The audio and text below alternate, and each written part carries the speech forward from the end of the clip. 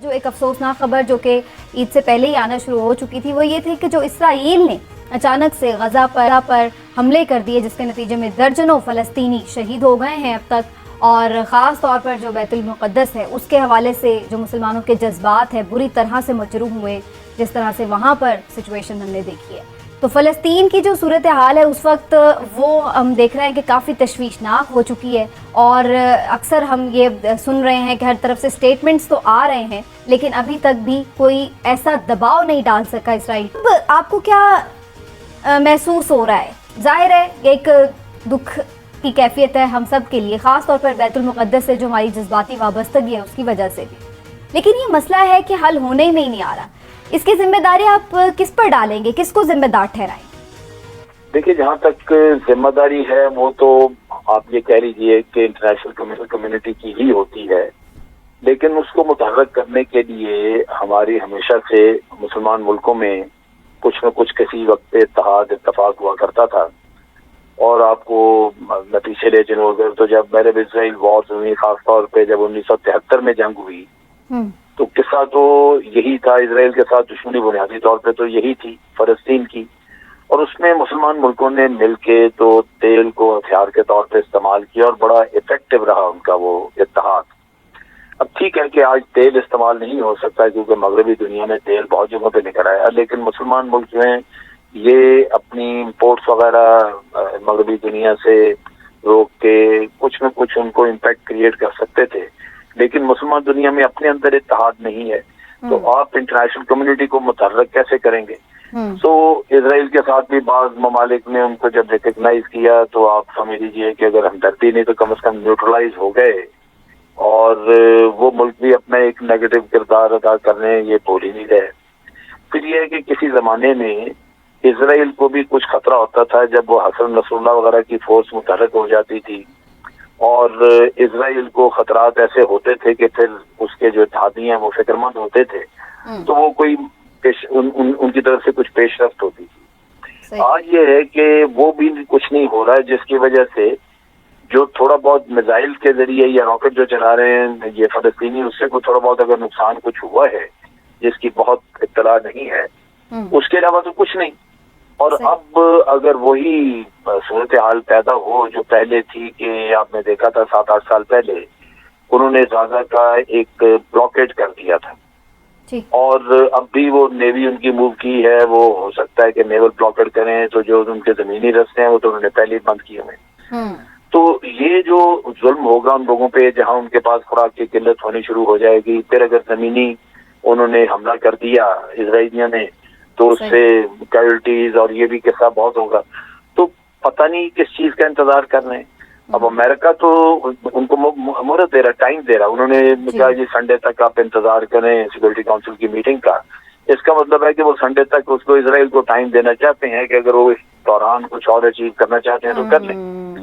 لیکن یہ جو باقی مخلوق ہے ہماری، جتنے بھی مسلمان ملک ہیں، انہوں نے اس پیریڈ میں وہ لابنگ کی نہیں، وہ بھاگ دوڑ نہیں کی کہ یہ کسی نہ کسی طرح میں یہ بھی اس پہ بھی میں بات کرتی ہوں کہ وہ بھاگ دوڑ کیا ہو سکتی تھی اور کس طرح سے پریشر ڈالا جا سکتا تھا۔ جنرل صاحب آپ ساتھ ہی رہیے گا، گفتگو میں ہمارے ساتھ ظفر ہلالی صاحب بھی چونکہ موجود ہیں، میں ان کی طرف بھی جاتے ہوئے، ہلالی صاحب یہ تو اسرائیل بھی یہ بہانہ بنا رہا ہے کہ جی ہم تو سیلف ڈیفense میں کر رہے ہیں جو کر رہے ہیں، اور امریکہ کے صدر جو بائیڈن نے بھی جب حمایت کی ہے ان کے تمام اقدامات کی تو وہ بھی یہی کہہ رہے ہیں کہ جی وہ اپنے سیلف ڈیفense میں جو بھی کر رہے ہیں ہم ان کے ساتھ ہیں۔ یہ سیلف ڈیفense والی جو ان کی یہ آرگیومنٹ ہے، یہ آپ کو لگتا ہے کہ یہ مزید بک سکتا ہے؟ کیونکہ یہاں تو ہم نہیں دیکھ رہے کہ وہاں پر اتنی تباہی ہوئی ہو جو انہوں نے کر چھوڑی ہے غزہ میں۔ دیکھیے سمینہ، یہ سیلف ڈیفense کا بات جو ہو رہا ہے یہ ایک انسلٹ ہے، انسلٹ ٹو ونز انٹیلیجنس، صاف سادہ جھوٹ۔ اور اگر سیلف ڈیفense تھا تو آپ مجھے بتائیں کہ یہ جو راکٹس $500 کے راکٹس بنا کے فرٹیلائزر سے جو یہ حماس لانچ کر رہے ہیں، اس کے ان ریٹیلیشن وہ جو میسائلز ان کے خلاف فائر کیا جا رہا ہے وہ 80,000 فی میسائل ہے، اور وہ ڈوم سسٹم جو ان کا ہے وہ $50 ملین کا ہے۔ تو یہ سیلف ڈیفense اور یہ سب بکواس ہے۔ میں آپ سے بتا رہا ہوں کہ نہ ملٹری کا کوئی یہ ہے، نہ ان کو کسی ہتھیار کا ان کو یہ ہے ڈر ہے، نہ پیسوں کا، نہ یو این کا، نہ او آئی سی کا، نہ یہ او آئی سی کا جو 40 ممبر فورس ہے، خدا جانے وہ کدھر ہے، نہ اس کا، مگر ایک زبردست ڈیولپمنٹ ہوا ہے۔ اور اس سے پہلے میں یہ بھی کہہ دوں آپ کو کہ اسرائیل کا فتح ہو ہی نہیں سکتا ہے، اس لیے کہ ہر وقت حماس کا فتح ہوگا، اس لیے کہ حماس کو کچھ چیز نہیں کرنا پڑتا ہے، بس زندہ رہنا پڑتا ہے۔ حماس کے اور کچھ نہیں ہے، اور ہم نہیں سمجھتے ہیں کہ they should do any thing, بس زندہ رہو۔ اس لیے کہ 30,000 راکٹس آپ کے پاس اس طریقے سے بنا کے رکھے ہوئے ہیں، 2,000 3,000 آپ نے لانچ کیا ہے، 27,000 ابھی ہیں، تو بس آپ چپ رہیں۔ دیکھیے بات اصل یہ ہے کہ یہ کیا ریسٹریننگ ایک فیکٹر ہو سکتا ہے، یہ ایک تھوڑی سی نئی بات کرے، فریش اپروچ۔ یہ ریسٹریننگ فیکٹر یہی ہو سکتا ہے کہ انٹرنلی اسرائیل کا کیا سچویشن ہے۔ انٹرنلی آپ یقین کریں کہ جبھی بھی وہ جاتے تھے اور لوگوں سے بات کرتے تھے، وہ کہتے تھے ہم تو عرب کو چاہتے ہیں، اور اگر تم یہ بات نہیں مانتے ہو تو آ کے دیکھو اسرائیل کے اندر، اسرائیلی عربز جو ہیں وہ بڑے خوش ہیں، ان کی پارٹی ہے، وہ بلکہ گورنمنٹ میں ساتھ ہوتے ہیں۔ تو یہ ہمارا ٹریٹمنٹ ہے عربز کا۔ تو یہ جو لوگ کہتے ہیں ہم عرب کے خلاف ہیں، یہ سب بکواس ہے۔ مگر اب کیا ہوا؟ وہی اسرائیلی عرب جو ہے وہ اسرائیلی یہودیوں کو مار رہا ہے۔ ان ادر ورڈز وہ ایک چیز جو انٹرنل سیکیورٹی تھا وہ ختم ہو گیا ہے۔ اور میں آپ کو بتا رہا ہوں دس از دا بگیسٹ ڈیولپمنٹ، اور دس از دا بیسٹ ڈیولپمنٹ۔ اس لیے کہ اب ان کے پاس دو کورسز آف ایکشن ہے، یا آپ ان کو نکالیں باہر، روک تو نہیں سکتے آپ، اس لیے کہ ان کے ماں اور ان کے بہنوں کو آپ نے مارا ہے، قتل کیا ہے، بچوں کو، تو آپ ایک ہی چیز کر سکتے ہیں، ان کو نکالو۔ جب ان کو نکالیں گے آپ اسرائیل سے، it will be a purely racial state. اور پھر میں جاننا چاہوں گا کہ وہ آئے گا کون ادھر رہنے کے لیے؟ میں کہتا ہوں یہ سب یہودیوں جو ہیں ان کے پاس دو پاسپورٹس ہوتے ہیں، وہ اس وقت چلے امریکہ جائیں گے، وہ they are already American, French, Polish, یہ وہ۔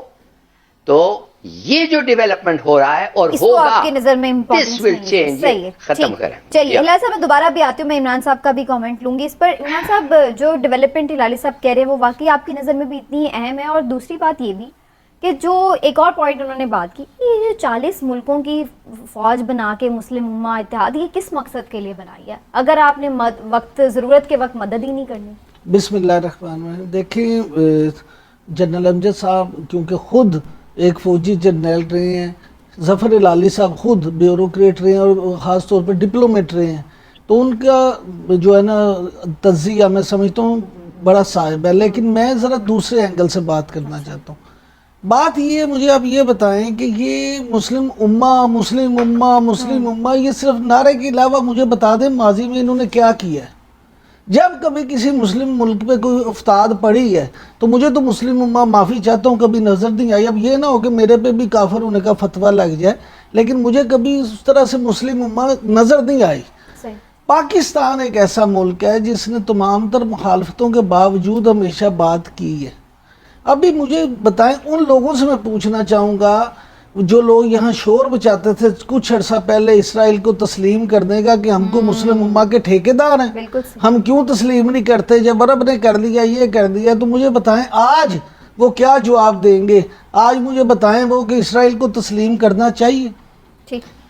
ایک تنظیم ہے ڈاکٹرز کی، ڈاکٹرز وداؤٹ بارڈر، اس کی ایک یورپین ڈاکٹر ہے جنہوں نے وہاں پہ ابھی اس حالات میں ڈیوٹی کی ہے، پہلے دن ٹراما سینٹر میں۔ اگر صرف آپ ان کی روداد پڑھ لیں جو انہوں نے سنائی ہے میڈیا کو، وہ سن لیں تو آپ کے جو رونگٹے کھڑے نہ ہو جائیں تو مجھے بتائیے گا۔ یہ میزائل، یہ چیزیں، یہ تو الگ ہیں۔ وہ جو سکنک واٹر استعمال کر رہے ہیں نا، 2008 سے اسرائیل کیا کر رہا ہے کہ ان کو وہ کہتے ہیں جی اس میں ہم خمیر، بیکنگ پاؤڈر اور پانی ملاتے ہیں۔ نہیں، سائنسدانوں کے مطابق، ڈاکٹرز کے مطابق اس میں کیمیکل شامل ہے۔ وہ کیمیکل ملا پانی جو سکنک واٹر جو ہے جب اسرائیلیوں کو منتشر کرنے کے لیے ڈالتا ہے وہ اتنا بدبودار ہوتا ہے کہ اس سے نہ صرف یہ کہ ان پہ اثر ہوتا ہے بلکہ ان کو وامٹنگ شروع ہو جاتی ہے، اور وہ کتنے دن ان کے جسم سے وہ بدبو نہیں جاتی۔